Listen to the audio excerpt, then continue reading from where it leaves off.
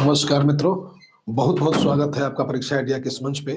कल हम लोगों ने 18वीं शताब्दी के जो राज्य हैं, जैसे हम लोगों ने कई राज्यों को देखा, कर्नाटक को देखा, मैसूर को देखा, अवध को देखा। अ, हमारी यात्रा चलते हुए लगभग राजपूत राज्य तक आ गई थी। तो राजपूतों में मैंने आपको बताया था कि दो राज्य बड़े ही ताकतवर दिखाई पड़ रहे हैं उस समय। एक मारवाड़ की बात किया था, मारवाड़ के कुछ तथ्यों को हम लोगों ने उल्लेखित किया, राजा अजीत सिंह के बारे में बताया बताया कि कैसे सैयद बंधुओं से राजा अजीत सिंह को एक संधि करनी पड़ी थी और अपनी पुत्री का विवाह फर्रुखसियर से करना पड़ा। फर्रुखसियर, हमने कहा था कि इतिहास का घृणित कायर शासक, जिसे उपमा दी गई कि घृणित कायर, उसके कृत्यों के माध्यम से। अब हम वहां से आगे बढ़ते हैं, यानी कि हम जयपुर की तरफ चलते हैं कि जयपुर में जो शासक है, यानी कि जय सिंह, हम उनकी बात कर लेते हैं कि आखिर जयपुर की स्थिति क्या है। ठीक, हालांकि यह भी ध्यान रखना है कि जयसिंह जब शासक बनेंगे तो उन्हें और भी क्षेत्र मिलेंगे, लेकिन सबसे पहले हमें यह ध्यान देना होगा कि जयसिंह की क्या प्रासंगिकता है और 18वीं सदी का सबसे श्रेष्ठ राजपूत शासक इन्हें क्यों कहा जा गया, या इनकी जो उपाधि है कि आमेर का राजा सवाई जय सिंह, कहने का क्या तात्पर्य है। ठीक है, तो सबसे पहले हम उठाते हैं अपने मार्कर को और जरा सा अपनी चीजों में तब्दीलियत ले आते हैं। जैसे मैंने कहा दो शासक में कहा, एक शासक जो है वो जिसका परिचय आपसे हो चुका है, अजीत सिंह। अजीत सिंह, जब अजीत सिंह की बात किया गया तो हमने कहा कि ये मारवाड़, कहां से जुड़े हुए हैं, मारवाड़, और मारवाड़ का सेंटर उस समय क्या है, जोधपुर है। ठीक है, और एक दूसरा राजपूत शासक है जिसका नाम है राजा जयसिंह। जब जयसिंह की बात करते हैं तो जयसिंह को हम अजमेर से भी जोड़ सकते हैं, लेकिन इनका मूल स्थान था जयपुर। जयपुर, ठीक है, जयपुर। ठीक, तो जयपुर के जयसिंह की बात करते हैं। कहते हैं कि सैयद बंधुओं के विरोध, या सैयद बंधुओं के विरोधियों ने जयपुर के राजा जयसिंह को 1721 ईस्वी में आमेर का सूबेदार नियुक्त किया। कब, 1721 में।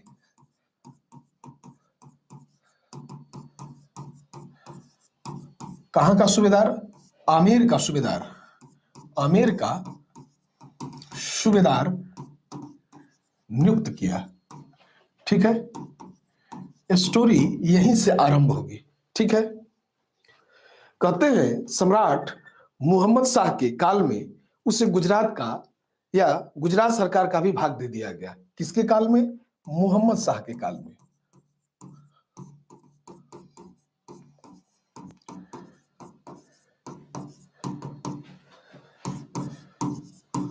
गुजरात राज्य भी दे दिया गया।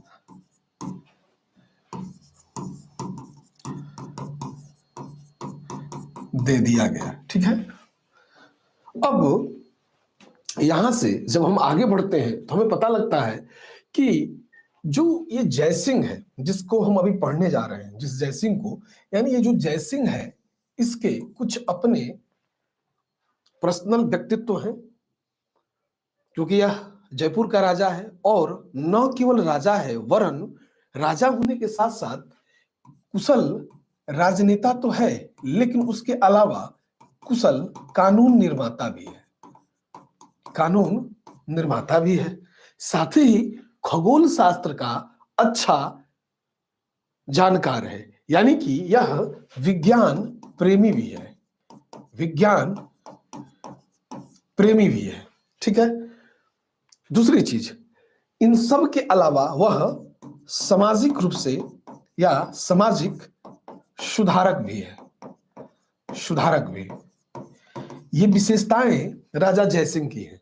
ठीक, कि वह एक विख्यात राजनेता है, कानून निर्माता है, सुधारक है, परंतु सबसे ज्यादा वह विज्ञान प्रेमी है। ध्यान रहे, जिस युग में ये कार्य उसने शुरू किया था उसमें अधिकांश भारतीय राजा वैज्ञानिक प्रगति के बारे में कुछ जानते ही नहीं थे।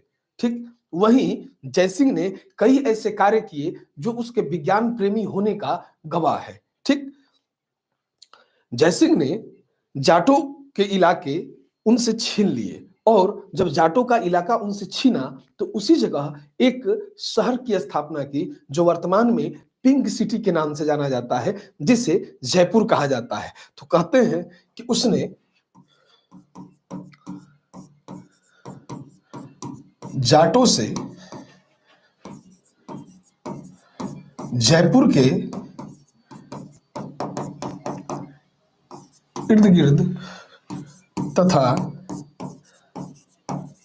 जयपुर का क्षेत्र ले लिया तथा जयपुर नाम से एक नवीन शहर की नींव डाली।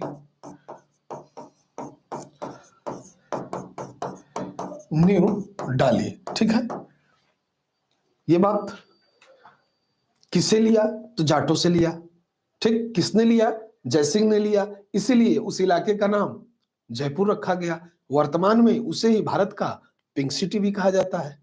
ठीक, अब यहां से हम आगे बढ़ते हैं तो हम देखते हैं कि ये जो जयपुर है ये उस समय कुछ विशिष्ट चीजों के लिए फेमस हो गया, जैसे कला, साहित्य, विज्ञान।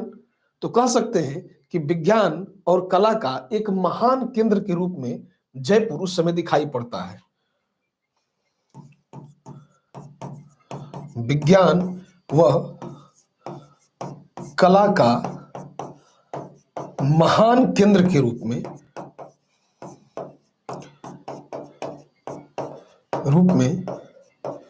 जयपुर दिखाई देता है।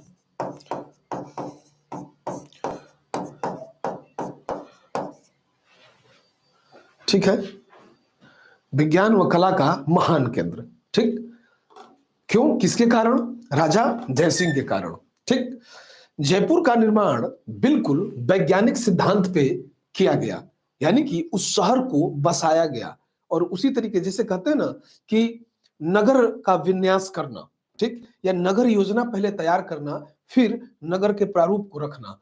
तो नगर विन्यास तैयार किया गया और जयपुर की स्थापना वैज्ञानिक सिद्धांतों पर की गई, साथ ही नियमित योजना बनाकर उस शहर को एक के बाद एक बनाया गया।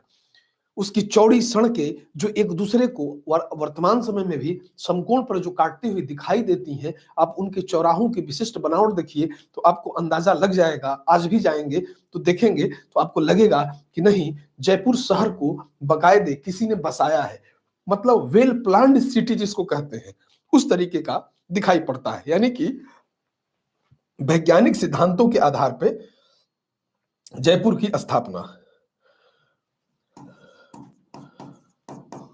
वैज्ञानिक सिद्धांतों पर नगर विन्यास की स्थापना। ठीक है, साथ ही इस चीज की गवाही देती हैं एक दूसरे को समकोण पर काटती हुई सड़कें।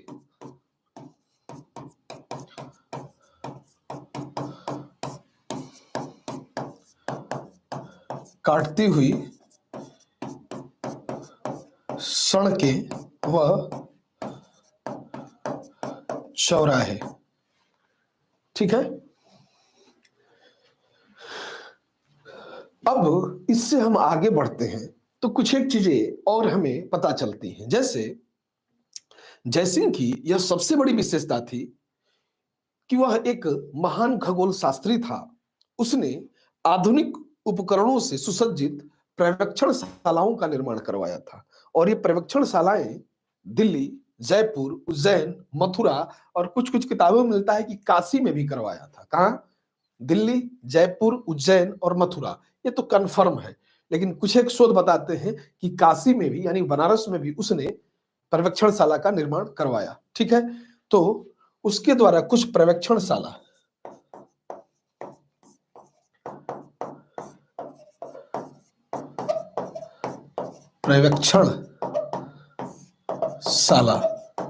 कहां का? तो एक जयपुर, मथुरा, उज्जैन। ठीक, जयपुर, मथुरा, उज्जैन और साथ ही दिल्ली। दिल्ली, ये 4 शहर हैं जो कन्फर्म रूप से बताते हैं कि नहीं, यहां पर राजा जयसिंह के द्वारा पर्यवेक्षणशाला का निर्माण कराया गया था। उसके खगोल शास्त्र संबंधी पर्यवेक्षणशाला आश्चर्यजनक रूप से सही होते थे। उसने सारणियों का एक सेट का निर्माण करवाया था। ठीक है, और हम जानते हैं कि जिससे लोगों को क्या मिला, खगोल शास्त्र संबंधी पर्यवेक्षण करने में सहायता मिल गई उन सारणियों से। और मजे की बात है कि जिन सारणियों का एक आलेख उसने तैयार कराया, उसे इतिहास में उस पुस्तक को जिज मुहम्मद शाही कहा जाता है। तो कई बार पूछता है कि जिज मुहम्मद शाही क्या है। जिज मुहम्मद शाही, ठीक, ये सारणियों का एक सेट था और ये किसके द्वारा लिखा गया, तो जयसिंह के द्वारा। ठीक है, जयसिंह के द्वारा इसे लिखा गया है। ठीक, जिज मुहम्मद शाही को, ये मूल रूप से एक पुस्तक है। क्या है, पुस्तक है, कई बार पूछता है। ठीक है, इन सारणियों का जो सेट बनवाया गया राजा जयसिंह के द्वारा ताकि खगोलीय पर्यवेक्षण का अनुमान ठीक ठीक लगाया जा सके, तो इसमें कहते हैं कि इसके लिए जयसिंह ने यूक्लिड का रेखा गणित के तत्वों को भी समाहित किया, साथ ही त्रिकोणमिति की बहुत सारी जो कृतियां हैं उनको भी उसमें समाहित किया। लघु गुणकों को बनाने और उनका इस्तेमाल करने के लिए उसने नेपियर की रचना का अनुवाद संस्कृत में करवाया। यानी कि नेपियर की रचना को भी उसने अपने खगोलीय पर्यवेक्षण को सही करने में शामिल किया। तो कह सकते हैं कि यूक्लिड की रेखा गणित तथा नेपियर के जो किताब था उसका संस्कृत में अनुवाद इसी के द्वारा कराया गया था। ठीक, इसको हटाते हैं, थोड़ा सा आगे बढ़ते हैं। ठीक है, इसे मैं क्लीन कर लेता हूं, आप लोग इसको देख लीजिएगा। ठीक है, जो मेरे साथ नोट करते चलते होंगे उनके लिए अच्छा है, क्योंकि फैक्ट बहुत ज्यादा है और कॉन्सेप्ट भी है, तो समझना भी है, लिखना भी है। ठीक है, अब इससे हम आगे बढ़ते हैं। ठीक है, इसे क्लीन करते हैं। ठीक, अब आगे बढ़ते हैं तो हमें मिलता है एक चीज कि एक पुस्तक लिखा, मैंने कहा जयसिंह के द्वारा।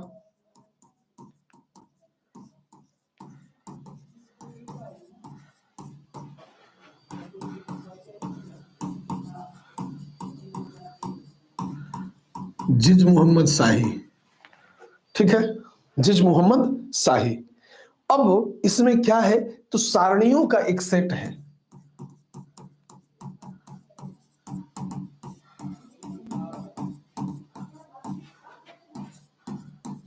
सेट तैयार करवाया। ठीक है, सारणियों का एक सेट तैयार करवाया।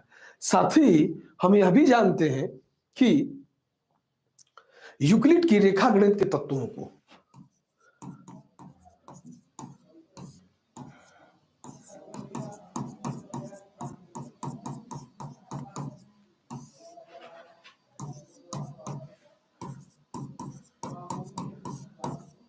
तथा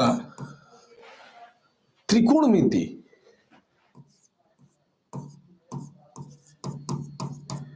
त्रिकोणमिति ठीक है, त्रिकोणमिति को भी इसने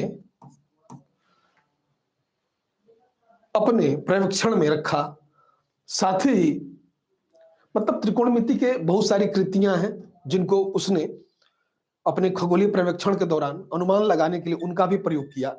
साथ ही हम यह भी जानते हैं कि उसने लघु गुणकों को बनाने तथा उनके इस्तेमाल से संबंधित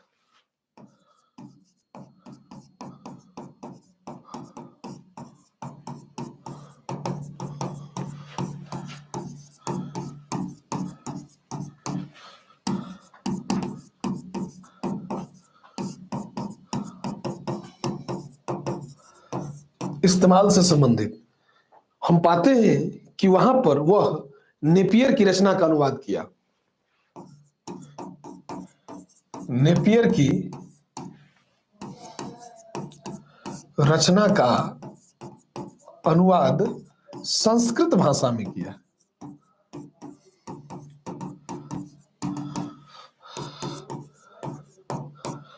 ठीक है, इस चीज को हम समझ रहे हैं किस भाषा में?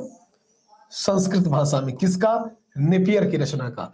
ये दोनों ही तथ्य बहुत ही काम के हैं आपके।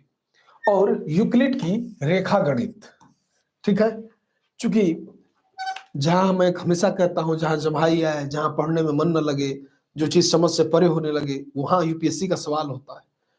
किताब हमेशा इशारा करती है कि यहां से यूपीएससी क्वेश्चन पूछ सकता है। अब सवाल उठता है कि जय सिंह समाज सुधारक है, तो जय सिंह समाज सुधारक कैसे है? ये कौन से तथ्य हैं जो इस चीज को बताते हैं कि जय सिंह समाज सुधारक भी था? तो हम जानते हैं कि उसने कानून लागू करने की कोशिश की थी। एक कानून बनाया गया था,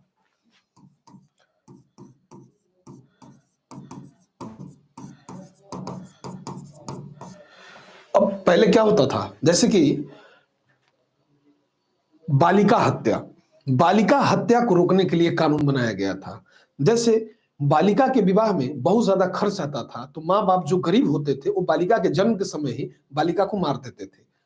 इस चीज से निपटने के लिए जयसिंह ने एक कानून बनाया कि बालिका की हत्या को रोका जा सके। उसके लिए क्या कहा कि बालिका की शादी का जो खर्च होगा उसका वहन सरकार करेगी या राजा करेगा। एक कानून बनाया जिसमें यह प्रावधान किया गया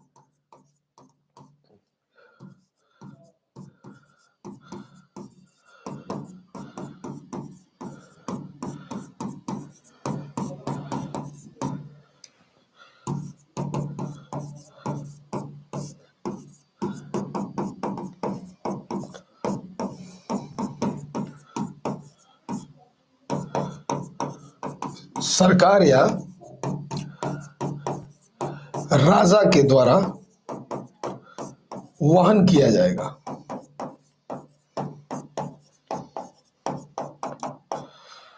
अब ये क्यों था? तो शिशु वध, खासकर बालिका वध या बालिका हत्या रोकने के लिए था। ठीक है, यह बात उसे एक समाज सुधारक के रूप में कहीं ना कहीं इंगित करता हुआ दिखाई देता है, या इस तथ्य से पता चलता है कि वह बालिकाओं की हत्या को रोकना चाहता था। ठीक, इस असाधारण राजा के बारे में कहते हैं कि यह शासक जयपुर पर लगभग 1699 से इसका शासनकाल शुरू होता है और लगभग 1743 तक यह शासन करता है। ठीक है, दूसरी चीज, अगर इसके शासनकाल को हम जोड़े 1699 से 1743, तो लगता है कि लगभग 44 वर्षों तक इसने एक राजा के रूप में कार्य किया। यद्यपि 18वीं शताब्दी में दिल्ली से सटा समस्त राजपूताना प्रदेश राजपूतों के अधीन था, परंतु मुगल सम्राटों की भांति वे भी आंतरिक षड्यंत्रों और परस्पर कलहों और विश्वासघातों के शिकार थे। साथ ही जब इतनी सारी बुराइयां खुद में हो कि परस्पर विश्वासघात हो रहा है, आंतरिक षड्यंत्र हो रहा है, या परस्पर मैतक की भावना नहीं है, वहां पर एक दूसरी क्षेत्रीय शक्तियों को उनमें हस्तक्षेप करने का मौका मिला। हम जानते हैं कि मराठों का बार बार राजपूताना पे आक्रमण हुआ इस क्रम में, और हम देखते हैं कि निरंतर मराठों का आक्रमण राजपूताना प्रदेश पे होने से राजपूतों की शक्ति धीरे धीरे क्षीण होने लगी और क्षीण हो भी गई। ठीक, ये थे 18वीं शताब्दी के राजपूत। उनको हम दो भागों में विभाजित किए, अजीत सिंह और जय सिंह के रूप में, मारवाड़ और जयपुर के रूप में। ठीक है, अब यहां से आगे बढ़ते हैं और एक नवीन राज्य की तरफ चलते हैं जिन्हें जाट कहा जाता है। ठीक, इन्हें आप नोट कर लीजिएगा, ये आपके काम की चीज है। बाकी आपको प्रिंटेड नोट्स तो मिलता ही है, वो मिलता रहेगा। ठीक है, आइए चलते हैं जाट राज पे। जाट कौन है और ये क्या कर रहे हैं, किस तरीके के क्रियाविधि में ये संलग्न दिखाई दे रहे हैं जाट। ठीक है, जरा हम लोग जाटों को समझना शुरू करते हैं कि जाट है कौन। देखिए, खेतिहर जो किसान होते हैं, खेतिहर उनको कहा जाता है जो किसान होते हैं। तो खेतिहर की एक जाति है, यानी खेती करने वाली एक जाति है दिल्ली के आसपास, हरियाणा, पश्चिमी उत्तर प्रदेश, खासकर मथुरा का इलाका, उसमें हम जाटों को पाते हैं। यानी कि दिल्ली, आगरा और मथुरा के इर्द गिर्द के इलाकों में रहने वाली एक खेतिहर जाति, ठीक है। कहते हैं मथुरा के आसपास के जाट किसान लगभग 1669 ईस्वी में, कब, 1669 ईस्वी में, और फिर 1688 ईस्वी में अपने जाट जमींदारों के नेतृत्व में इन्होंने विद्रोह किया, ठीक। और ये विद्रोह किसके खिलाफ था? तत्कालीन सत्ता के खिलाफ था। तत्कालीन सत्ता किसकी? औरंगजेब की, ठीक। उसी के खिलाफ क्या किया गया? विद्रोह किया गया। तो पहले ये जाट होता कौन है समझते हैं। तो ये एक खेतिहर जाति है, खेतिहर जाति। बाद में इन्हें मार्शल कौम का दर्जा मिल गया, लड़ाकू जाति की। लड़ाकू थे नहीं, मूल रूप से खेतिहर थे, लेकिन समय के तकाजा और राजनीतिक परिदृश्य ने उन्हें इस तरीके का बना दिया कि वो मार्शल जाति में कन्वर्ट हो गए। अंग्रेजों के द्वारा बाद में इन्हें मार्शल कौम के रूप में देखा गया। खेतिहर जाति थी और इनके इलाके दिल्ली व इसके आसपास, दिल्ली और इसके आसपास का जो इलाका है उसमें हम कह सकते हैं कि दिल्ली के अलावा कौन कौन, तो मैंने कहा दिल्ली, आगरा और मथुरा, आगरा व मथुरा, इस इलाके में ये बहुतायता में पाए जाते थे, ठीक। अभी भी आप दिल्ली के आसपास रहते होंगे तो देखते होंगे जट्टा द छोरा, जाट बहुत सारे आपको दिख जाएंगे। छवि कुछ लोग बहुत अच्छा बना के रखते हैं, कुछ लोग खराब भी कर देते हैं, इनमें भी होता है थोड़ी ऐठी हुई भाषा, लेकिन उनकी भाषा ही ऐसी है बेचारों की, तो करे क्या। कुछ लोग बुरा मान जाते हैं, बुरा नहीं मानना चाहिए क्योंकि उनकी भाषा ही वही है, ठीक। दूसरी चीज, जाट किसानों ने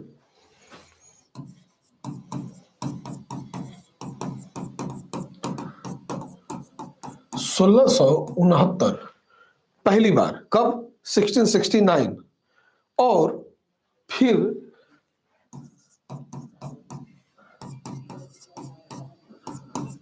1700 के आसपास, हम कहते हैं कि 1700 क्या कहिए, 1688, ठीक है। 1700 नहीं लिखे, 1688 सीधा तिथि लिखते हैं कि 1688 में इन्होंने अपने जाट जमींदारों के नेतृत्व में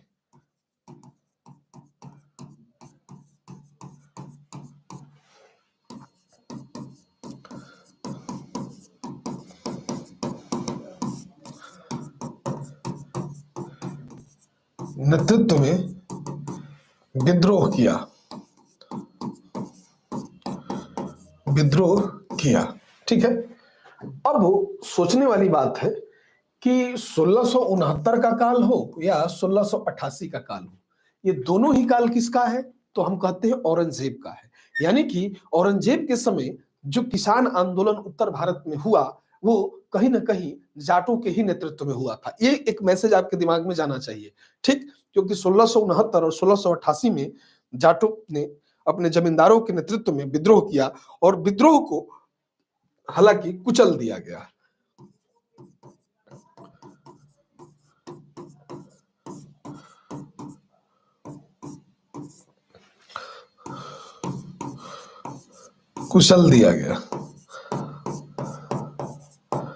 ठीक है, इस विद्रोह को कुचल दिया गया। अब वो कुचला किसने? तत्कालीन शासक जो था यानी औरंगजेब ने इस विद्रोह को कुचला होगा, ठीक है। मगर विद्रोह तो शांत रहा, हो गया, लेकिन इलाका अभी भी अशांत था। औरंगजेब की मौत के बाद उन्होंने यानी जाटों ने दिल्ली के चारों ओर अशांति पैदा कर दी। दिल्ली के आसपास हमेशा इनका कहर रहा, चाहे वो बलबन का काल हो, चाहे औरंगजेब का काल हो। ठीक, बलबन के समय भी जाटों ने खूब उत्पात मचाया था। ठीक है, जैसे मेवातियों का विद्रोह हम पढ़ते हैं, हालांकि उसमें मुसलमान भी शामिल थे और जाट भी शामिल थे। ठीक है, दोनों ही थे। तो हम पाते हैं कि समय समय पर इन्होंने दिल्ली के इर्द गिर्द के इलाकों को काफी डिस्टर्ब रखा, यानी कि अशांत रखा।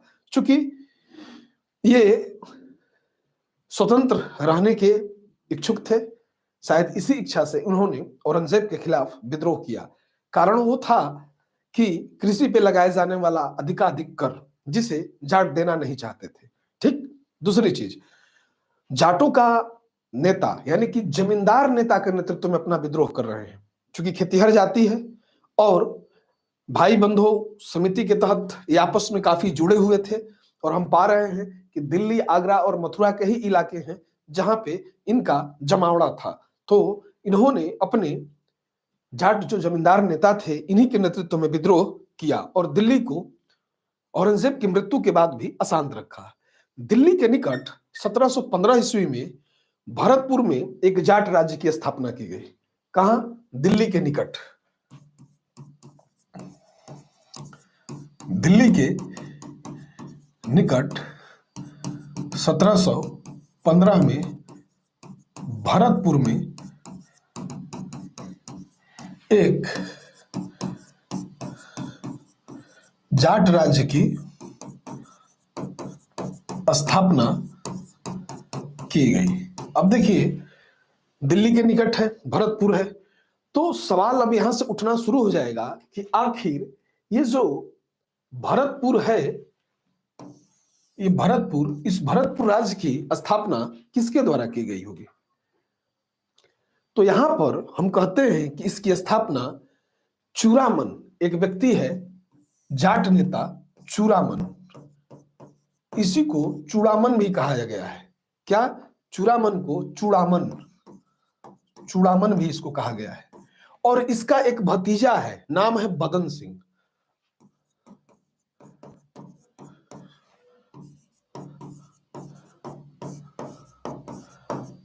बदन सिंह के नेतृत्व में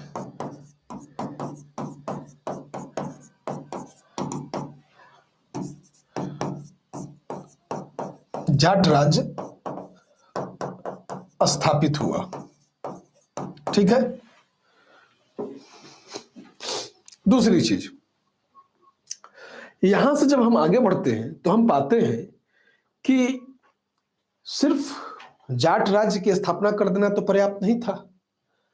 इन्होंने एक स्थान है थीम, कौन सा? थीम। थीम मतलब कोई थीम मत समझिएगा, थीम एक स्थान का नाम है, और थीम नामक स्थान पर एक मजबूत किले का इन्होंने निर्माण कराया। यानी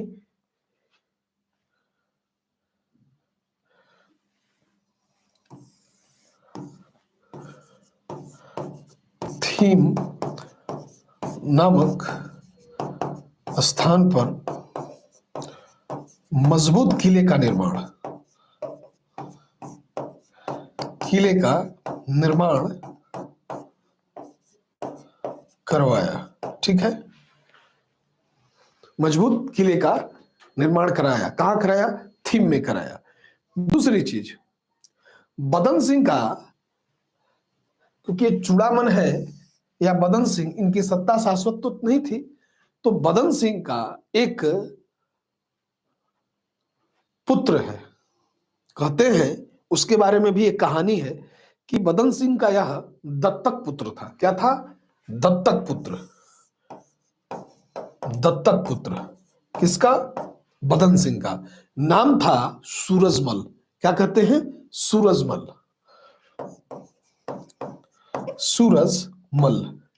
सूरजमल का जब इतिहास पढ़ते हैं तो इसे जाटों का अफलातून भी कहा गया है, या उसे प्लूटो भी कहा गया है जाटों का। यह, इसके शासनकाल में जाट राज्य काफी शक्तिशाली हुआ।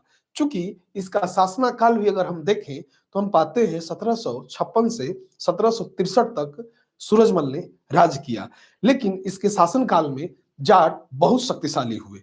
किसके शासनकाल में? सूरजमल के शासनकाल में।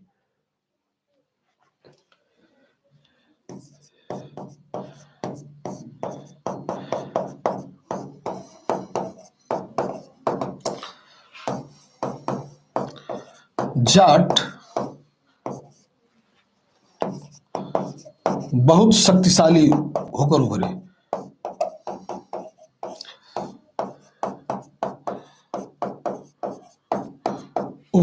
ठीक, जाट बहुत शक्तिशाली होकर उभरते हुए दिखाई दे रहे हैं।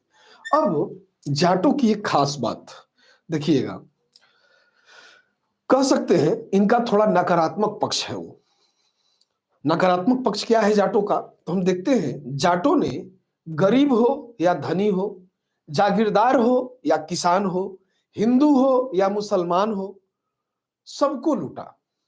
इन्होंने सबको लूटा, ये लूट लेते थे। ठीक, दूसरी चीज, जाटों ने दिल्ली दरबार में जो षड्यंत्र था उसमें भी ये सक्रिय थे। जैसे हमने कहा था आपसे कि उस समय 18वीं शताब्दी में दिल्ली दरबार यानी कि मुगलिया दरबार में षड्यंत्र चल रहा था, दलबंदियां चल रही थी, गुट बटे हुए थे, तो उन गुटों में ये भी सक्रिय थे, यानी जाट भी उसमें बढ़ चढ़कर हिस्सा ले रहे थे। दूसरी चीज, समय समय पर बहुत सारे जाट नेता ऐसे भी थे जो अपना फायदा और नुकसान देखते हुए अपना पलड़ा बदल भी लेते थे। ठीक, अब 1756 से 1763 ईस्वी तक जिस जाट शासक ने राज्य किया, जिसे हमने कहा कि बदन सिंह का दत्तक पुत्र है, नाम है सूरजमल, और इसी के शासनकाल में जाट बहुत शक्तिशाली होते हुए दिखाई पड़ रहे हैं। जरा हम सूरजमल के बारे में समझना शुरू करते हैं। सूरजमल कैसा है, क्योंकि हर एक शासक को देखना आवश्यक है। ठीक है, तो सूरजमल को जरा समझते हैं।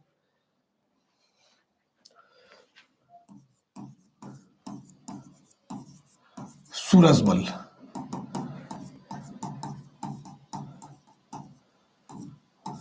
ठीक है,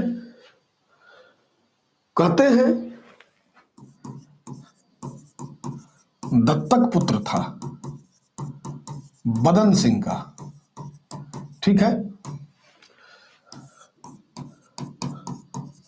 शक्तिशाली जाट राज्य का संस्थापक। ठीक है, दूसरी चीज कहते हैं कि एक योग्य प्रशासक, सैनिक और बड़ा बुद्धिमान राजनेता। क्या? योग्य प्रशासक, सैनिक व बुद्धिमान राजनेता के रूप में। ठीक है, कौन? सूरजमल दिखाई पड़ता है। ठीक, दूसरी चीज, जो सामयिक इतिहासकार उस समय के हैं वो सूरजमल के बारे में कहते हैं, यद्यपि वह किसान की पोशाक पहनता था और सिर्फ अपनी वज्र बोली को ही बोलता था, जो वज्र बोली होती है उसी को ही क्या करता है, बोलता हुआ दिखाई देता है। यद्यपि वह जाट जाति का अफलातून या प्लेटो था, तो इसे ही जाट जाति का, जाटों का अफलातून या प्लेटो कहा गया।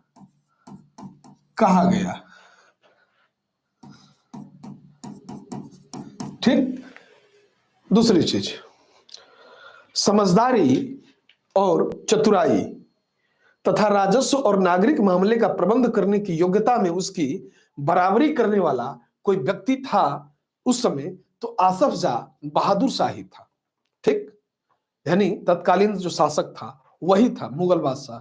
बाकी पूरे हिंदुस्तान में उसकी तरीके का बुद्धिमान उस कालखंड में दिखाई नहीं पड़ता है। ठीक है, यह हमें देखने के लिए इतिहास में मिलता है, यानी कि हिंदुस्तान के बड़े सामंतों में कोई ऐसा नहीं था जो उस जाट नेता का टक्कर ले सके। वह 1763 ईस्वी में, हर व्यक्ति का अवसान होता है, उसका अंत होता है। 1763 ईस्वी में सूरजमल मारा गया, मारा गया। उसके बाद जाट राज्य की अवनति प्रारंभ हो गई।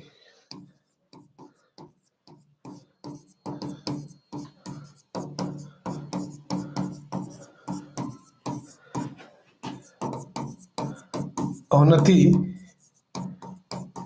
प्रारंभ हो गई, ठीक है। जाट राज्य कई छोटे छोटे जमींदारों के बीच बट गया।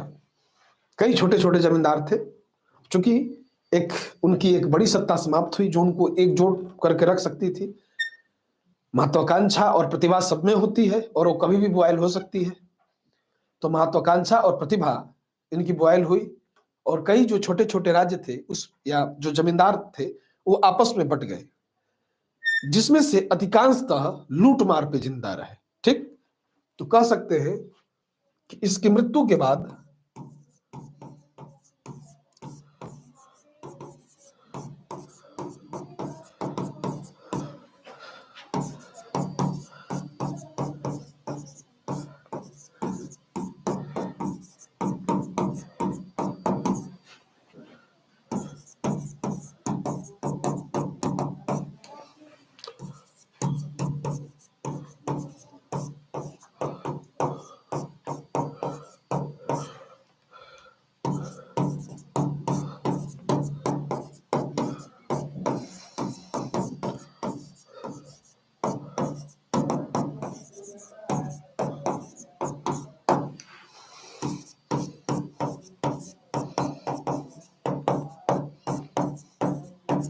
जिंदा रहे।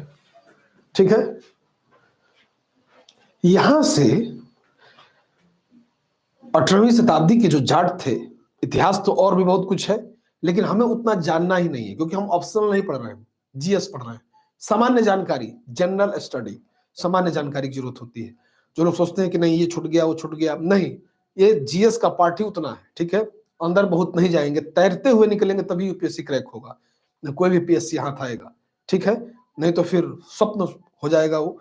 अब इसके बाद यानी जाटों के बाद जो 18वीं शताब्दी का अन्य स्वतंत्र राज था वो था बंगस पठान या रूहेले। उनको जरा देखते हैं कि बंगस पठान या रूहेलों की क्या स्थिति है। ठीक, सबसे पहले तो हमें मित्रों ये जानना होगा कि बंगस पठान या जो रूहेला जिनको हम कहते हैं ये रियलिटी में है क्या, जरा इनको समझ लेते हैं। कहते हैं कि मोहम्मद खां बंगस, एक नाम का व्यक्ति है मोहम्मद खां बंगस पठान ने मुगल साम्राज्य फारूक सियर, मुगल साम्राज्य फारूक सियर कब है, 1713 से 1719 का शासनकाल। इसी समय और एक और मुगल शासक है मोहम्मद शाह, चूंकि 1713 से 19 तक ही चल पाया कौन, फारूक सियर घृणितकार जिसे हम कहते हैं। उसके बाद मोहम्मद शाह रंगीला का शासनकाल शुरू होता है 1719 से लेकर 48 तक। उत्तर मुगल काल में आप देखेंगे तो सर्वाधिक समय तक शासन करने वाले शासकों में मोहम्मद शाह शुमार है, यानी कि मोहम्मद शाह रंगीला, जिसे रंगीला कहा गया है। रंगीला क्यों कहा गया है उसके बारे में आप जान चुके हैं। उसी के यानी कि दो मुगल बादशाहों के काल में अलीगढ़ और कानपुर का जो बीच का इलाका है, इसी इलाके में यानी कि फारुखाबाद में कुछ इलाकों में स्वतंत्र आधिपत्य स्थापित किया जाता है। कहां, तो हम कहेंगे पहले दो मुगल बादशाह, कौन, पहला फारूक सियर, पहला शासक है फारूक सियर और दूसरा है मोहम्मद शाह। ठीक, फारूक सियर 1713 से 19 और मोहम्मद शाह 19 से 48। इन्हीं दोनों के शासन काल में यह राज्य खूब फला फूला, आगे बढ़ा। उसके पीछे का कारण क्या था, तो सबसे पहले बंगस पठान या रूहेले थे कहां से कहां, तो हम कहेंगे कि अलीगढ़ से लेकर, अलीगढ़ से आरंभ होकर कानपुर वाला इलाका, कानपुर वाला क्षेत्र। ठीक, शुरुआत यहीं से हो रही है। इन्हीं के मतलब बीच के इलाके में एक जगह है फारुखाबाद, फारुखाबाद, यहीं पर ये अपनी स्वतंत्र स्थिति से लोगों को परिचित कराता हुआ दिखाई पड़ रहा है। यानी कि स्वतंत्र आधिपत्य स्थापित किया। किसने किया? तो उसका नाम है मोहम्मद खां बंगस। क्या नाम है?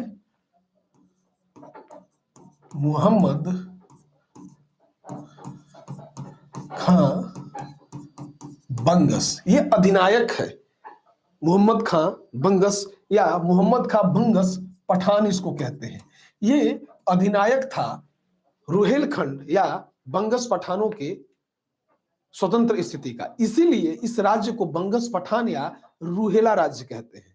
इसी के नाम पे मोहम्मद खां बंगस पठान नाम था, तो इसीलिए बंगस पठान राज्य या रूहेला राज्य कहते हैं। अलीगढ़ से शुरुआत में कानपुर तक का इलाका सेंटर फारुखाबाद था और यह दो मुगल बादशाहों के शासनकाल फर्रुखसियर और मोहम्मद शाह रंगीला के समय क्या हुआ? यह प्रफुल्लित होता हुआ दिखाई पड़ रहा है। ठीक है, मेरी बात समझे आप लोग? चलिए, बढ़िया। अब यहां से हम आगे बढ़ते हैं तो हम पाते हैं कुछ एक और इसके साथ तथ्य जुड़े हुए हैं। कुछ समय तक इस पठान का इसी यानी कि अलीगढ़ से कानपुर वाले इलाके में ही दबदबा रहा।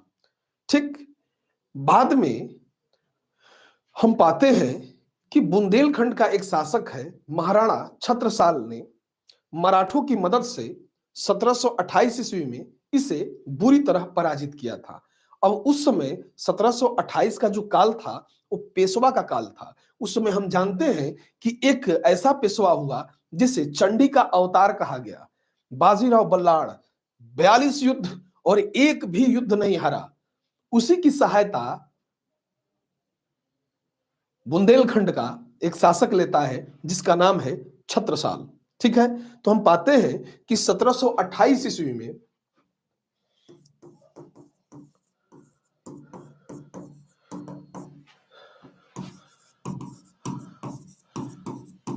बुंदेलखंड का शासक छत्रसाल मराठा पेशवा की सहायता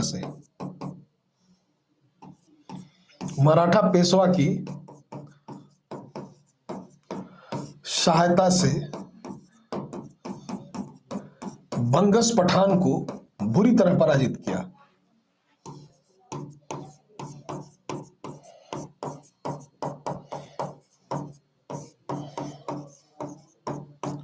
बुरी तरह क्या करता है? पराजित करता है।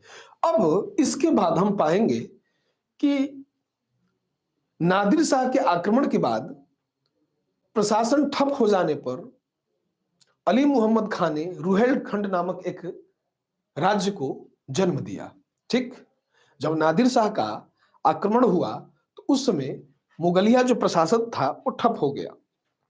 ठीक, और उसी के ठप हो जाने पर हम पाते हैं कि मोहम्मद खान नामक व्यक्ति ने रुहेलखंड नामक राज्य को कायम किया। ठीक, यद्यपि रुहेलों का राज्य बहुत छोटा था, चूंकि हमने कहा कानपुर से स्टार्ट करके और अलीगढ़ तक का इलाका हमने बताया आपको तो बहुत छोटा ही था, क्योंकि एक छोटा सा एरिया को कहीं ना कहीं डोनेट करता है।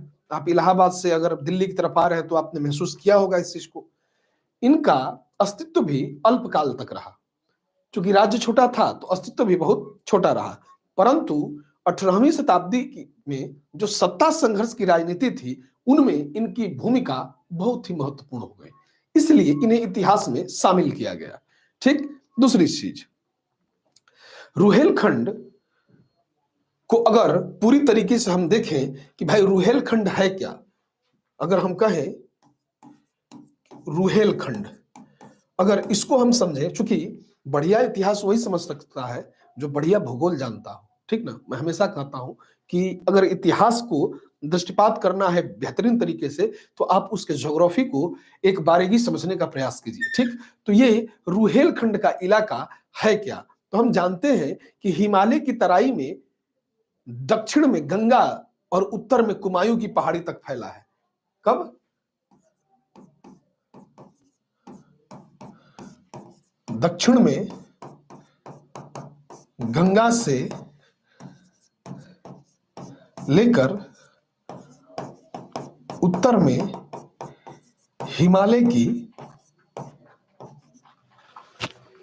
की तराई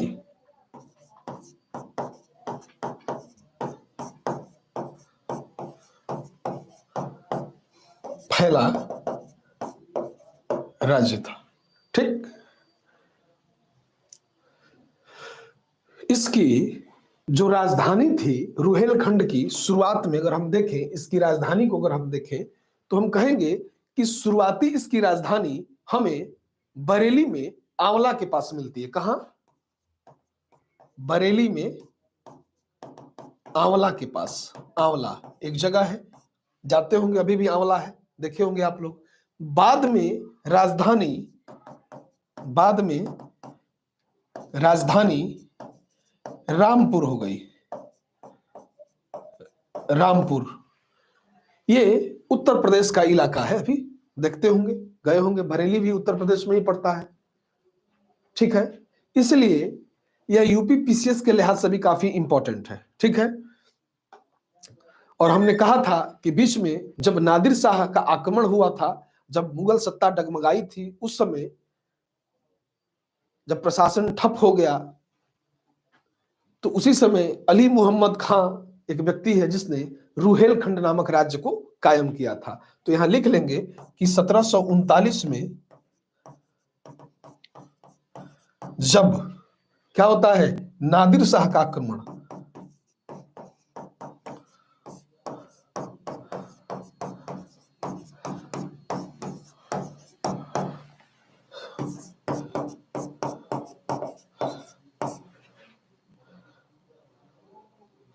नादिर शाह का जब आक्रमण हुआ, उसी समय एक व्यक्ति है जिसका नाम है अली मुहम्मद खां। क्या नाम है? अली मुहम्मद खां द्वारा रुहेलखंड राज्य की स्वतंत्र स्थापना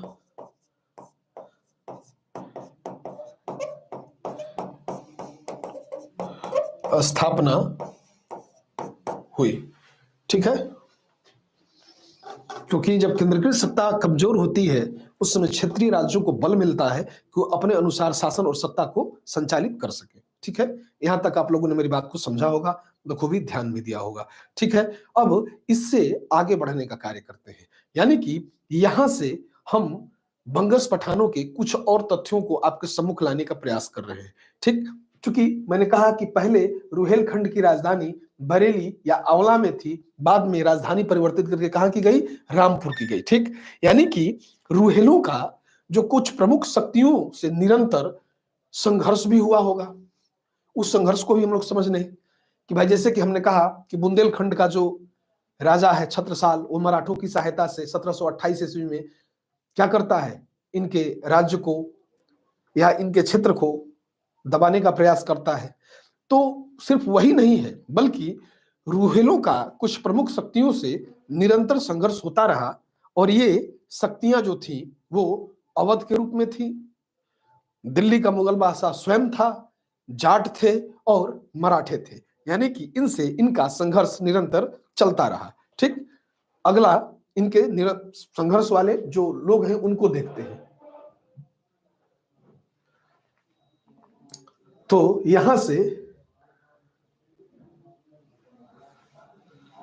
समझते हैं कि रुहेलों का कुछ प्रमुख शक्तियों से निरंतर संघर्ष होता रहा।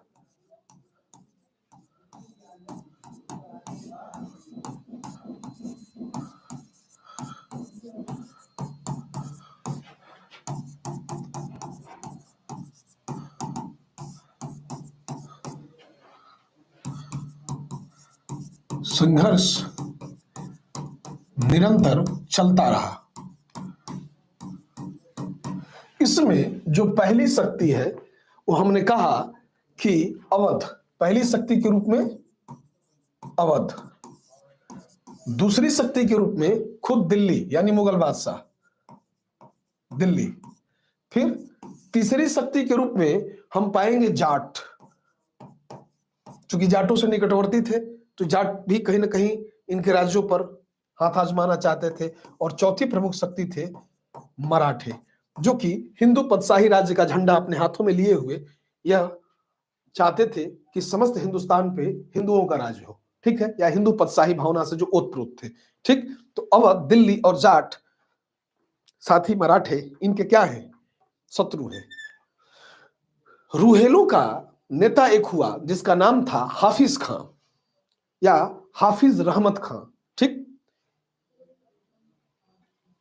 ये इनसे सावधान हो गया तत्कालीन परिस्थिति में। उस समय जबकि ये तीनों ही सक्रिय थे चारों, उस समय रूहेलों का एक नेता है, यानी लिख लेंगे कि तत्कालीन परिस्थिति में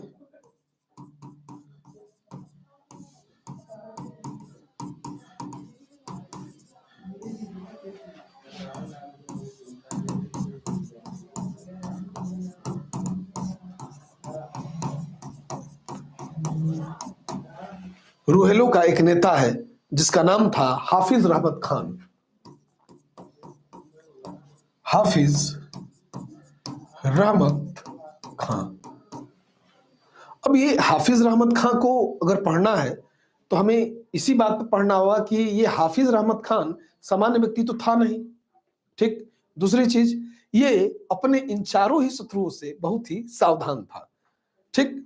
उसने 17 जून 1722 ईस्वी को बनारस में अवध के नवाब वजीर से एक संधि कर लिया। कब संधि किया और किससे किया? नवाब वजीर। हमने आपको कहा था कल अवध जब पढ़ाया था, देखिए सारे राज्य एक दूसरे से कनेक्टेड हैं। नाम था सफदरजंग। पहला व्यक्ति जिसे नवाब वजीर की संज्ञा दी गई अवध में, वो कौन है? सफदरजंग। तो मैंने बताया था कि जो सफदरजंग था उसी को नवाब वजीर की पहली भूमिका मिली अवध राज्य में। तो तत्कालीन रुहेलखंड का जो शासक हाफिज रहमत खान है, वो 17 जून 1722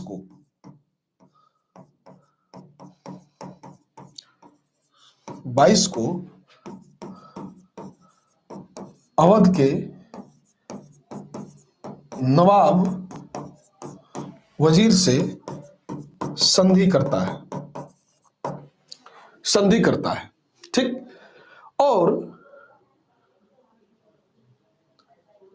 यह संधि किसके एवज में की गई कि अगर रुहेलखंड पर मराठों ने हमला किया तो अवध का जो नवाब वजीर है वो रुहेलखंड का साथ देगा, ठीक। इस शर्त पर बात रखी गई। बदले में हाफिज रहमत खान नवाब वजीर को 40 लाख रुपया प्रदान करेगा इसके बदले, ठीक। तो संधि हुई तथा इसमें निर्धारित किया गया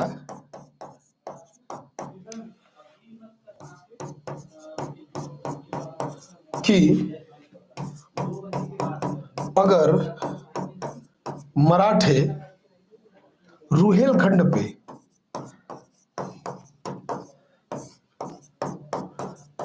हमला करते हैं तो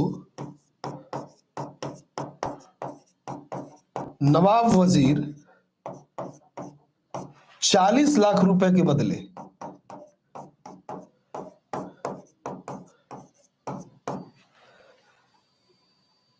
रुहेलखंड का साथ देगा।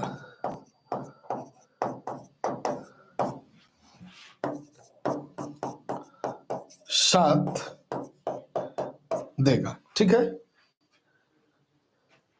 यानी यहां पर एक बात तय कर दी गई कि 17 जून 1722 को जो संधि थी अवध के नवाब वजीर से, किसकी? हाफिज रहमत खान की, वह इस एवज में थी कि मराठे अगर रुहेलखंड पर हमला करते हैं तो नवाब वजीर 40 लाख रुपए के बदले रुहेलखंड का साथ देगा, उसके एवज में 40 लाख रुपया भी उसे दिया जाएगा, ठीक।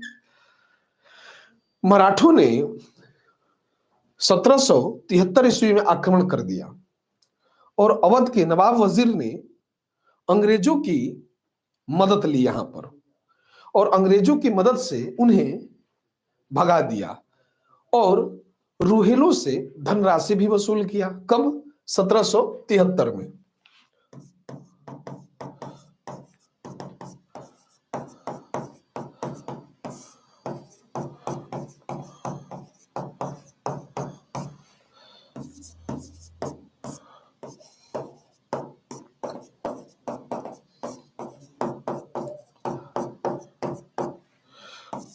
अंग्रेजों की सहायता से।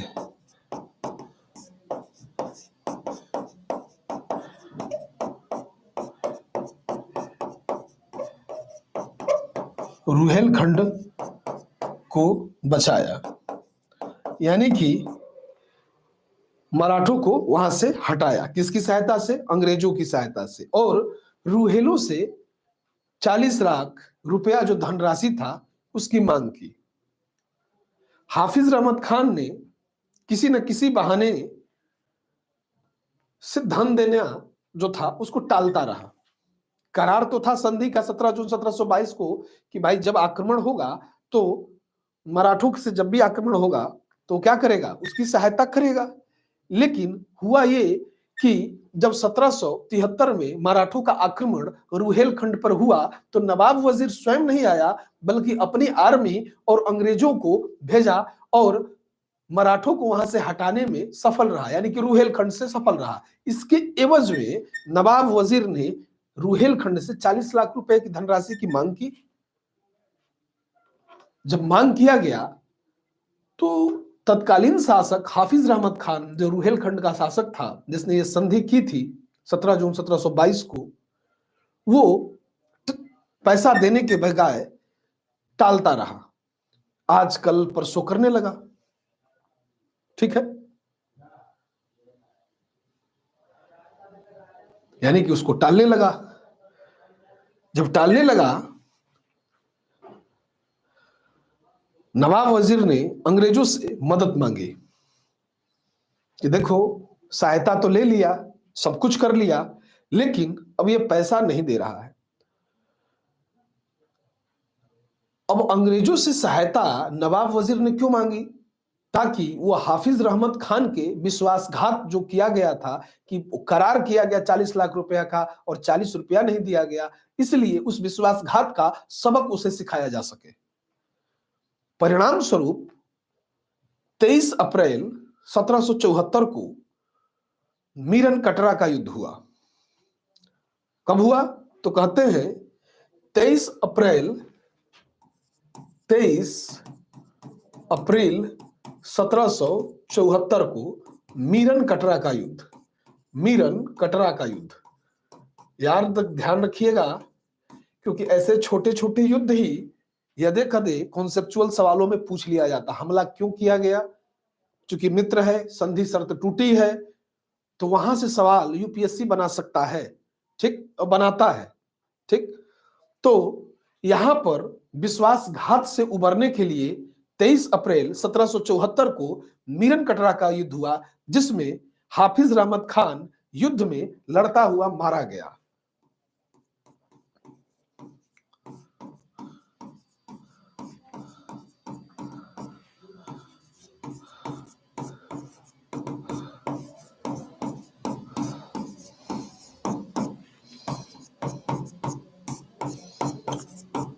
मारा गया। ठीक, 20,000 रूहेलों को इलाके से निकाल दिया गया और अवध के नवाब जो उस समय था सुजाऊ दौला को रामपुर का इलाका छोड़कर शेष इलाका दे दिया गया। यानी रामपुर का इलाका जो राजधानी क्षेत्र था रूहेलों का, उसे छोड़कर बाकी समस्त जो रूहेलों के इलाके थे वो सुजाऊ दौला को दे दिया गया। और सुजाऊ दौला कौन था? हमने कहा था सफदरजंग, उसी का ये उत्तराधिकारी था सुजाऊ दौला, अवध का नवाब। यहां से एक नया टर्म और आता है, सोचने वाली बात। वस्तुतः अगर हम बंगश पठानों में हाफिज रहमत खान की बात करें तो उसका अवलोकन थोड़ा सा बनता है। हाफिज रहमत खान एक उदार और सहिष्णु शासक के रूप में भारतीय इतिहास में दर्ज किया गया। वस्तुतः स्थिति में हम कहते हैं कि जिसने गैर मुसलमानों के प्रति भी अच्छा व्यवहार किया, यानी कि गैर मुसलमानों के प्रति अच्छा व्यवहार करता रहा, रूहेलों के प्रति अंग्रेजों की नीति की बड़ी आलोचना हुई यहां पर, कि रूहेलों के लिए अंग्रेजों ने जो नीति अपनाया वो बड़ी ही दुर्दांत थी, ठीक है, या बहुत खराब दिखाई पड़ती है। ठीक, यहां से बंगस पठान और रूहेलों का अंत होता है। ठीक, ध्यान रखने वाली यह बात है कि मीरन कटरा का युद्ध का क्या महत्व है, और मीरन कटरा के युद्ध के बाद सुजाउदौला को रामपुर का इलाका छोड़कर समस्त एरिया जो बंगस पठान या रूहेलों का था वो अवध के नवाब को दे दिया गया, बाकी रामपुर वाला इलाका उसी तरीके से रहा। ठीक, और वहां पर अब चूंकि अंग्रेज वहां पहुंच चुके थे तो उसने बंगस पठान या रूहेल इलाकों को भी अपने आधिपत्य में लेने का पूर्ण प्रयास वहीं से शुरू कर दिया।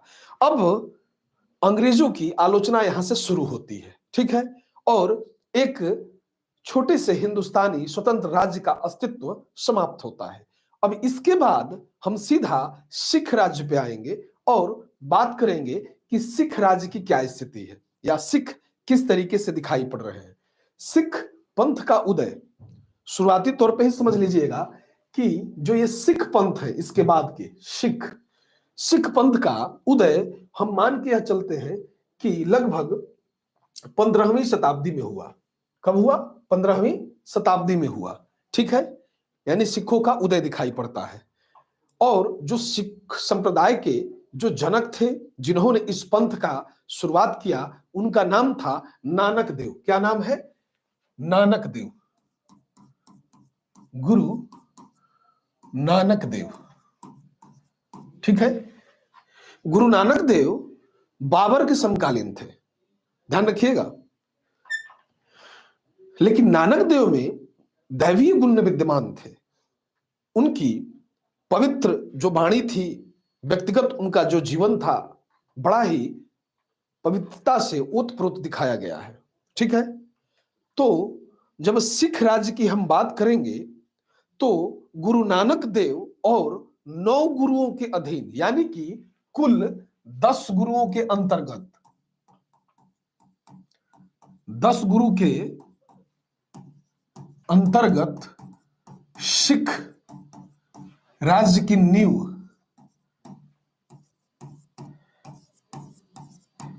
साथ ही बंदा बहादुर का संघर्ष, बंदा बहादुर का संघर्ष इसमें हम शामिल करेंगे, तब जाके सिख राज्य की कुछ चीजों को समझेंगे। उसके बाद सिखों में जब बंदा बहादुर मरते हैं तो 12 मिसल की स्थापना, 12 मिसल की स्थापना, और इन्हीं से एक मिसल जुड़ा हुआ है, नाम था शुक्र चकिया या शुक्र चकिया या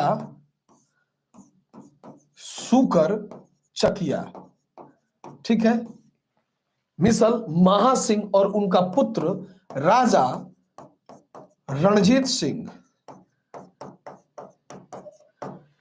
राजा रणजीत सिंह और उनके उत्तराधिकारी जो आएंगे, इन समस्त का अध्ययन हम सिख राज्य के अंतर्गत करेंगे, ठीक है। इसमें जो पहली बात हम करेंगे वो सिख संप्रदाय की स्थापना का श्रेय जिसे जाता है, चूंकि शुरुआत में यह एक संप्रदाय था, एक धार्मिक संप्रदाय, ठीक। धार्मिक संप्रदाय से एक लड़ने वाली मार्शल कौम के कन्वर्जन तक की कहानी, यानी कि शुरुआत में तो यह क्या दिखाई पड़ रहा है कि यह धार्मिक संप्रदाय है, लेकिन बाद में यह लड़ने वाली मार्शल कौम कहलाई, क्योंकि गुरु नानक ने एक नवीन संप्रदाय की स्थापना की और गुरु नानक के जो अनुयायी थे वही बाद में सिख कहलाए, ठीक, उन्हीं को सिख कहा गया। कहते हैं कि गुरु नानक 2 मुगल बादशाहों को देखा था, एक था बाबर और दूसरा हुमायूं, कभी पूछ ले कि किन दो मुगल बादशाहों के समकालीन थे, तो बाबर और हुमायूं दोनों के कार्यकाल को इन्होंने देखा। 1496 में कार्तिक पूर्णिमा के दिन नानक को धार्मिक पुनर्जीवन का आभास हुआ था। नानक देव गुरु का लंगर, जो कि निःशुल्क सहभागी भोजनालय था, उसको इन्होंने स्थापित कराया और नानक देव ने अनेक स्थानों पर संगत और पंगत की स्थापना की। लंगर व्यवस्था तथा संगत व पंगत के संस्थापक, साथ ही सिख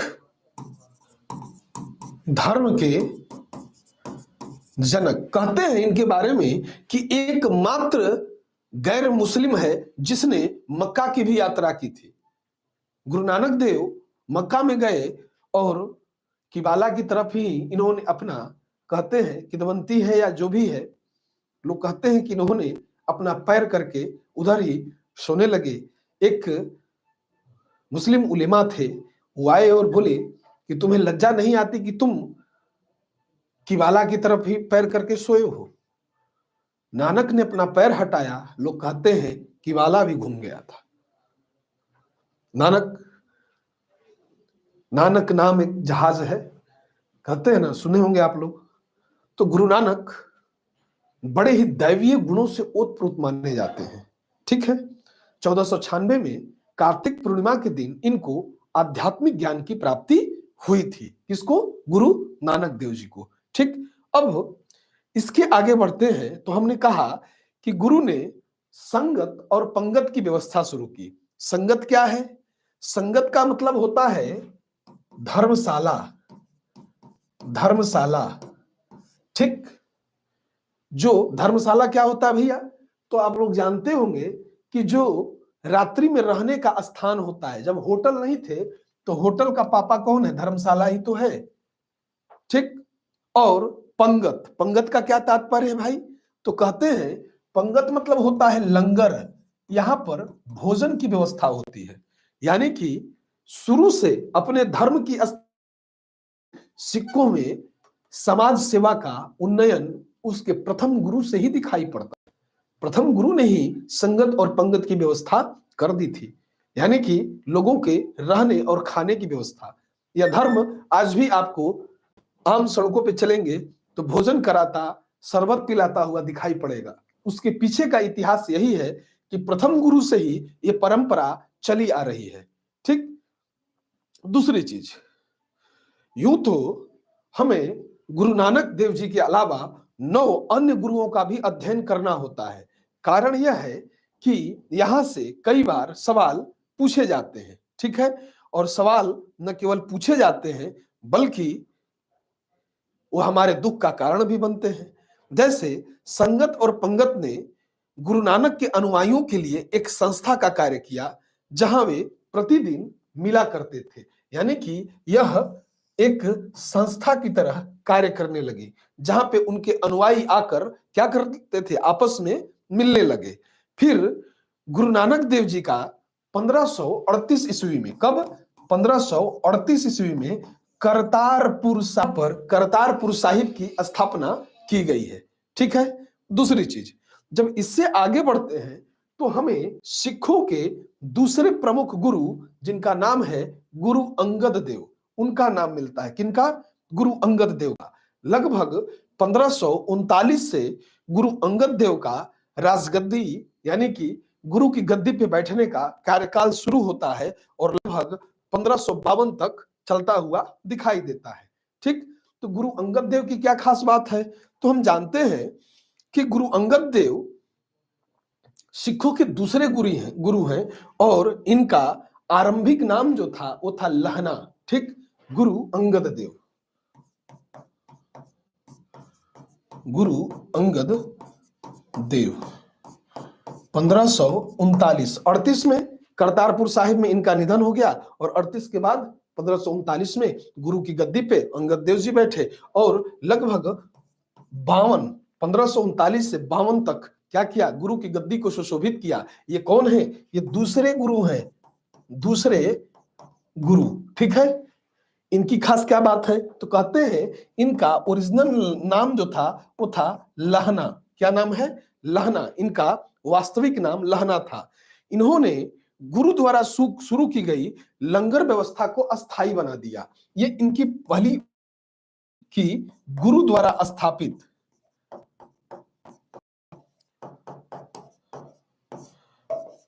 लंगर व्यवस्था को अस्थायी बना दिया।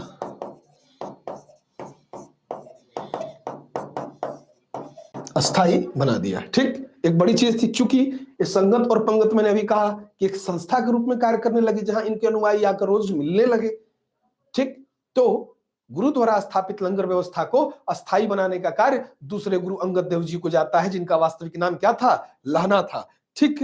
अब इसके आगे हम देखते हैं कि इनके समय में एक बड़ा कार्य हुआ जो आप देखते हैं सिखों की भाषा और लिपि।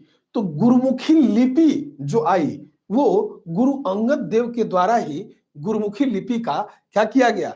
परिचय कराया गया। यानी गुरुमुखी लिपि का आरंभ गुरु अंगद देव ने किया। गुरुमुखी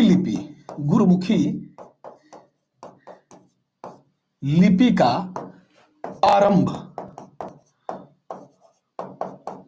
अंगद देव द्वारा, ठीक है। गुरुमुखी लिपि का आरंभ किया गया, ठीक। अब इनके बाद सिखों के तीसरे गुरु हैं अमरदास, रामदास, यानी कि एक एक गुरुओं को हम समझेंगे, ठीक है। इसके बाद, ठीक, इसको आप नोट कर लीजिएगा, ये सभी काम की चीजें हैं।